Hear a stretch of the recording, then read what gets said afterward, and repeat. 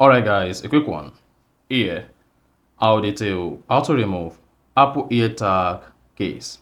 So, the case may be vary. So this depends on your choice of Apple AirTag case and it depends on your color. So here, I prefer this particular Apple AirTag case that allow me to connect my AirTag easily to my case. So if you have something similar to this or any Apple AirTag with a clip, then this is how to remove the Apple AirTag from the case. So for the end of this, if you found this helpful and informative, please don't forget to like and then subscribe.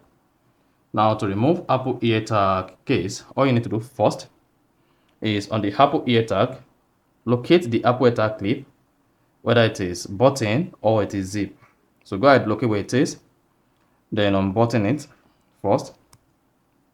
So this is unbuttoned. Now once unbuttoned, go ahead and push out the AirTag like this. So this is the AirTag and this is the case. So you've removed the AirTag from the Apple AirTag case. You see that?